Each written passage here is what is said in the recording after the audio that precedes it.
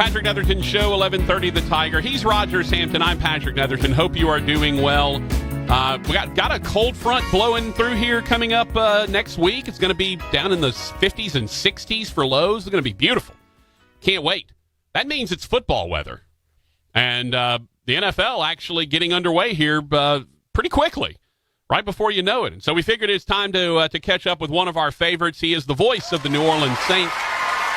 Former Saints offensive lineman Zach Strief, who has taken over in the booth and is doing a hell of a job for a guy who basically jumped in year one and started as the play-by-play voice of an NFL franchise, doing a great job with it.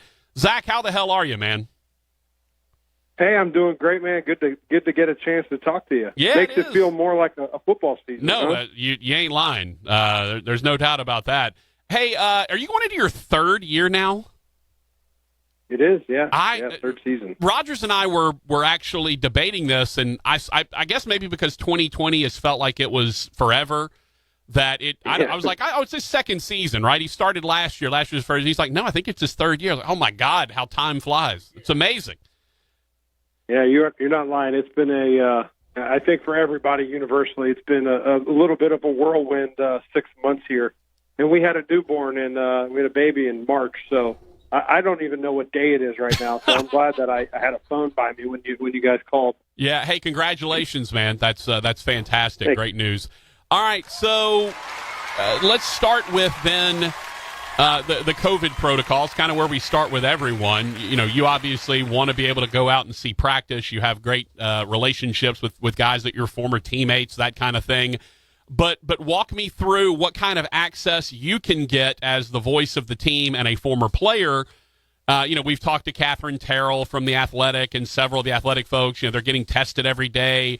Their opportunities to interact with the players are very limited. It's all, remote teleconferencing type stuff. The coach is the same way.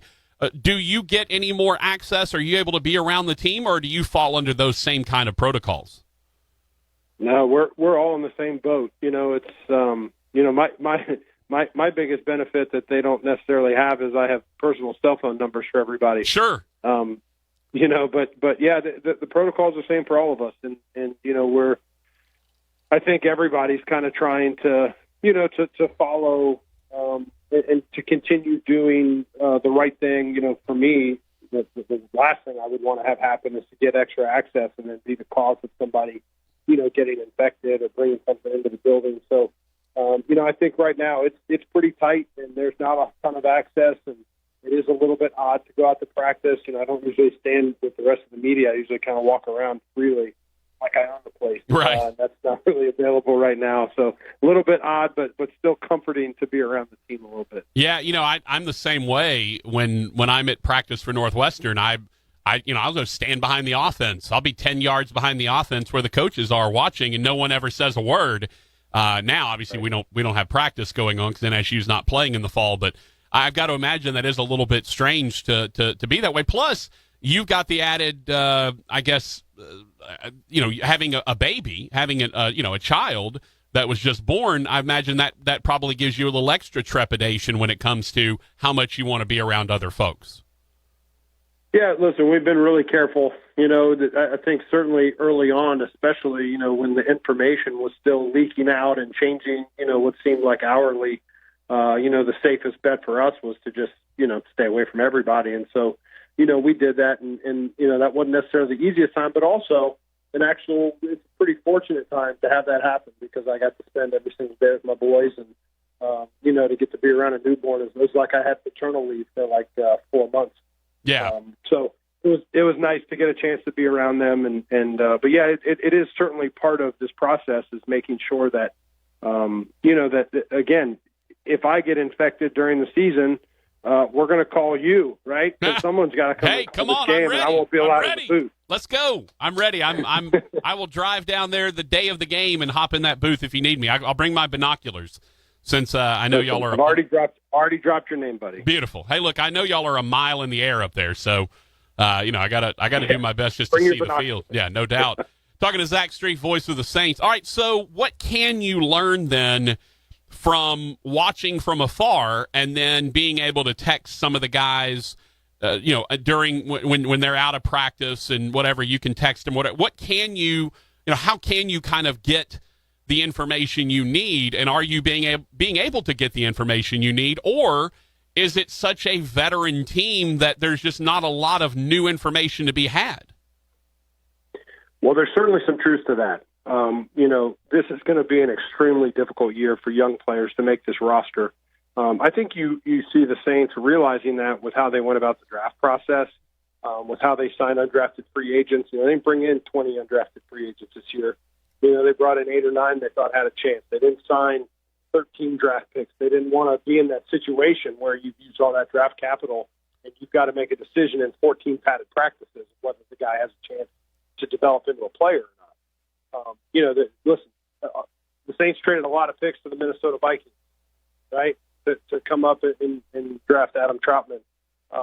I don't know how many of those draft picks are going to make the team in Minnesota, and they may end up losing a bunch of them, and it ends up looking like a real good trade for the Saints, and I think that was their strategy. So there is a lot of that. It's a veteran team. There's a lot of guys that have been around, but we've still had guys, I think, that have flashed, and certainly we've been out for all the practices, and so you do get to see and track how guys, camps have been. I spend a lot of time with binoculars still watching offensive line because I can see footwork with binoculars on, and I can make, those assessments, obviously, where I have the most expertise.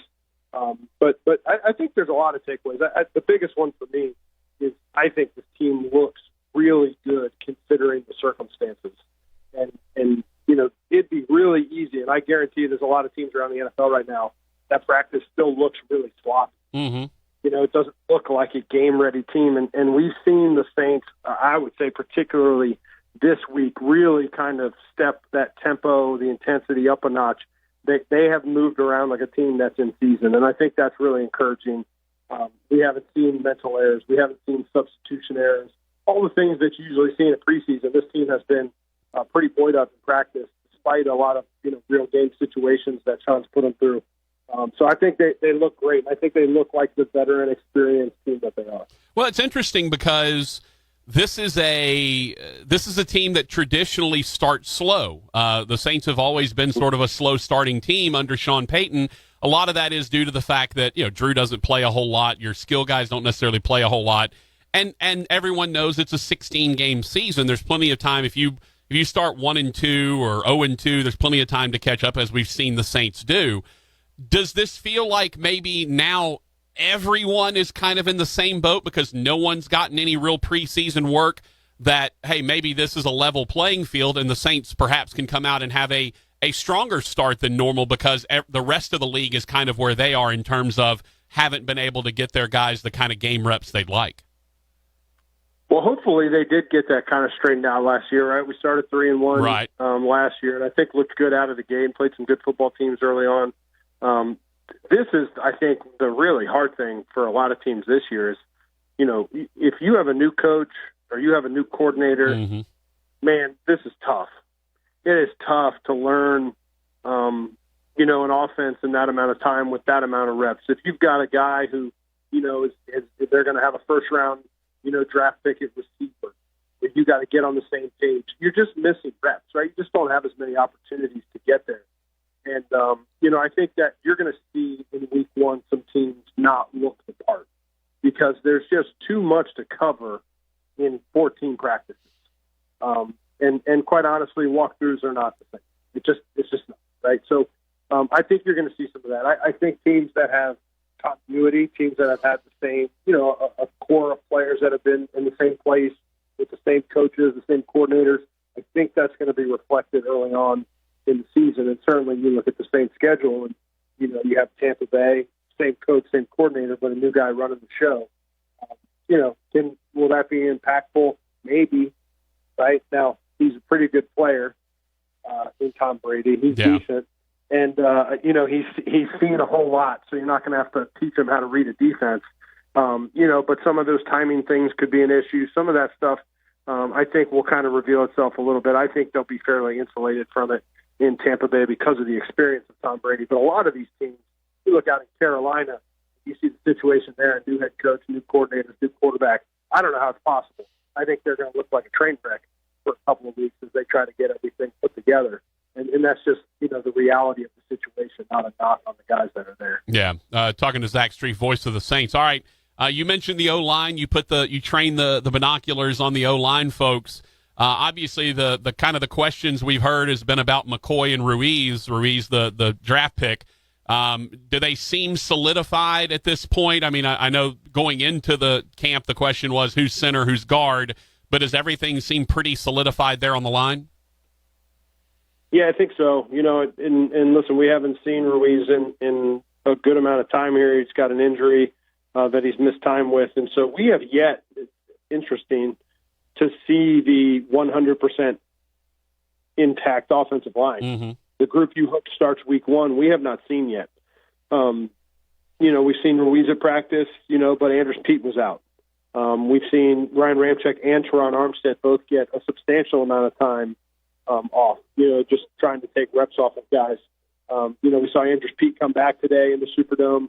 I think the first time I've seen him play in team periods. He has been around and practiced an individual. But again, there has not been the whole group together yet. And so there is some, I think some concern about making sure those guys are on the same page. There's a lot of nonverbal communication that happens with an offensive line. But I think the good thing is the early signs from Cesar Ruiz is that he's a home run. He looks the part. He looks very comfortable. I know that they're very high on him still. And I think, when you sit there and watch, and I heard Teron Armstead say this at the beginning of camp, it's kind of hard for me because he acts like he's in his 4th year. Right. And I want to treat him like a rookie, but I can't bring myself to do it because he's acting so much mature than that. And so I think that's a really good sign. And I think they've got really he's gotten really positive reviews from his time on the field. So the only real, I guess, controversy in Saints training camp has been what came out with Kamara a couple of days ago, that he hadn't been at practice for a few days. Word was that maybe he was sick, and then there's word, okay, it has something to do with his contract, and now, okay, he's on the trade block. I'm curious, back in your playing days when you had guys on the team that were trying to get paid, right? We all know it's a business. They're trying to get that guaranteed money, or they're trying to get an extra year or two on a deal. And maybe they hold out. Maybe they're at practice, like the dude Gordon from the Chargers, right? They're at practice, but they're not participating necessarily. Tell me what that's like as a player, as a teammate. Is that something where you are resentful to a guy who's going through that? Are you understanding because it is a business? How is that treated? Or is it all just done on an individual basis depending on who the person is? Well, I'm sure there's situations that you could have a guy that guys don't appreciate doing that, but I would say by and large, the response is usually 100% support on the player side, for a guy to have to handle that part of the industry. And that is, it's the team always likes to say, hey, the business is in the off season. But, as a player and in the negotiation, your leverage comes when there's games to play. That is where a lot of times the pressure point comes, where a player can gain enough leverage to get the deal that is there to be done. I think this reporting about Kamara is completely overboard. I think this is a normal course of transpiring.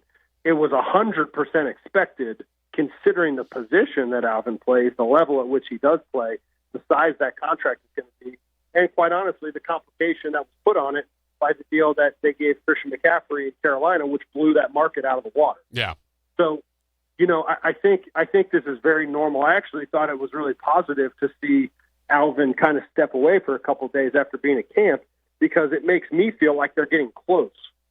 And the last thing you want to have happen is some last-minute, injury that causes that discussion to derail. No doubt about that. So I was actually pretty positive on what had happened. I think it's very common for both sides to use the media to create pressure points. It's just, to me, the normal course of action in any major deal in the NFL. It's nice when you can get it done in the offseason and your team just signs a huge check and everybody's happy. Most of the time those teams don't do great, right? So players look at deals that are signed by the New York Jets and go, I like that deal. And they go, well, I'm glad you like that deal, but they're not any good because they sign deals like that. Right. We're not going to do that here. So I think they're in pretty good shape. I think Alvin wants to be here. The team wants him to be here. Usually when that's the case, you can come together. And Alvin deserves every nickel that he gets, and whatever he has to do right now to leverage that, that's his the right that he's earned by his play. And I know the guys on the team. It's interesting because we discussed this on the show. If the sticking point in a deal like this is a couple of $1 million, and look, a couple of $1 million to me is ridiculous. Like that's I would sign for anything for a couple of $1 million. But I'm a sports talk host, so yeah. I don't make that kind of money. But when you look at a deal like this, I always wonder if guys, and we've seen it repeatedly, skill position guys that play under Sean Payton with Drew Brees at quarterback, the grass doesn't seem to ever be greener on the other side. They go away somewhere else, and then they realize, I'm playing with a Hall of Fame coach and a Hall of Fame quarterback, and so I have, it's living is good here. In the end, a guy like Kamara, is it worth it to him to take a little bit less money to re-sign with an organization that he knows is going to put him in the right position to succeed, that has the line and the QB and the skill guys that the Saints have? It feels like peace of mind-wise, Zach, it's always better to stay with the Saints and if you're an offensive skill guy. There's a ton of advantages, right, to staying with your team. There's also a good amount of evidence in history that if you stay with the team that drafted you, your career lasts longer. You're with one group of people for 10 years. I'm a perfect example. They want to stick through some rough patches with you. There's personal relationships, there's feelings, there's, those things you try to remove that you never really can. It's beneficial to stay with the team that drafted you. Most of the time, if you sign a deal with the team that you're on and your contract isn't up, you are signing for less money than you could get on the open market. Almost 100% of the time. Mm-hmm. Even a record-breaking deal would probably be better if the open market had a shot at that play, right? So you could make the argument that every guy that signs with the team he's on before his contract up is doing just that. It takes less for the security and for the desire to be with that team. This situation changes tremendously if we're in week 6 and Alvin Kamara isn't playing, right? It's a very different conversation then, and we've seen guys do that, and I think the history of what the market has told players who decide that they're not going to play at the running back position because of a contract dispute, it really hasn't went real well for those guys. And I think, Alvin's a sharp guy, really is.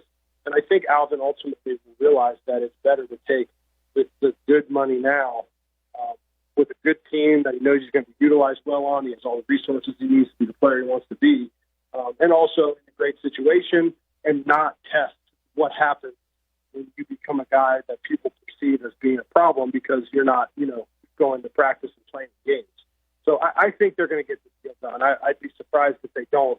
I always knew this was going to be complicated. Every major running back in the market over the last 5 or 6 years has had kind of deals that have been difficult to get to, in large part because the one guy who broke through that mold in Todd Gurley and got the big deal ended up being a bust. Yeah. Team that he got it for. So it just complicated issues. And again, I think it's pretty clear that the Carolina Panthers, when they signed Christian McCaffrey, knew we got the money to do this. This may shake Alvin Kamara loose from the Saints because we know they can't pay this kind of money. He blew the market by 30%. It was a pretty surprising deal in my opinion. Talking to Zach Strief, voice of the Saints. All right, last couple of things for you, Zach. I know you got to either take a nap while your kid's napping or you got to go take care of the kid, one of the two. Let's talk defensively. Who has shined? Who has caught your eye? Obviously, Cam Jordan is a given. Demario Davis is a given. Marshawn Lattimore is a given at this point. But who are some of the guys that maybe flash to you a little bit, or guys that we may look at and be a little bit surprised when we see their name pop up? Well, Patrick Robinson has been the star of camp so far. Mm-hmm. I think he's been tremendous. I think that Patrick Robinson's a guy that's playing like he's 4 years younger. Last year in his career here, I think Patrick Robinson has a chance to be a Pro Bowler this year if he keeps playing the way that he has, and he really has done a good job of kind of getting his body in the right place, and he's healthy and playing at a very high level. And I think everybody that's been watching has been really excited about him. Can't argue with that. And guys coming off of injuries. I mean, Rankins, Davenport. Davenport's been sort of perennially nicked up. Rankin's coming off the Achilles. How have they looked? How does that defensive line look? I think Rankins has looked tremendous. I think he's looked like normal Sheldon Rankins. He's been a force in one-on-one pass rush. I've been very surprised, actually. I was really worried about Sheldon with the injuries that he's had, but he looks great. I think he's had a very good camp. We've watched, Marcus Davenport miss time again. I think you're starting to get to a point in the career where you start having concerns about a guy having a hard time staying healthy. He looked very, very good early on in camp, extremely explosive. We were really excited about what he looked like early on in camp, but he's missed time again. And so, he's dealing with something. We're not exactly sure what. I think it's his elbow. But it's just, for him, the sky is the limit talent-wise. He really has developed, I think, even faster than they thought he was going to. But you got to get him on the field, and you got to get him at a level of health that is, that allows you to show those talents. And that's going to be the big question with him. The rest of the defensive line, I think, has been a bright spot of this training camp. I think Trey Hendrickson has had a nice camp. I think Carl Granderson has flashed a bunch. Cam Jordan looks like Cam Jordan. And inside that line, David Onyemata continues to be really, I think, as a pass rusher, continuing to develop. He's a guy who was really green when he got here. He's still got growth to have. And so I think that defensive line is in really good shape right now. But certainly the piece you mentioned in Marcus Davenport, to me, that's the X factor, in that room. Is can that guy become the elite, rusher that he should be? I think health is going to tell that story, and we'll have to wait and see if he can stay healthy. Is there an NFL radio crew that could stop you and Deuce running an inside drill? Is there anyone that could take y'all down? Not even close. Okay, I now, like it. Deuce and I still both might injure ourselves, but no, I think we would be the dominant radio crew in an Oklahoma drill. Yeah, I love it. I don't think there's any doubt that y'all would destroy everyone else. Look, Zach, as always, man, it is great to catch up with you. Best of luck this year. Keep your head down. Stay away from all the COVID stuff, obviously, and we're looking forward to a fun year for the Saints. Absolutely. Thanks so much, Patrick. Good to catch up, man. All right. Zach Strief, voice of the New Orleans Saints.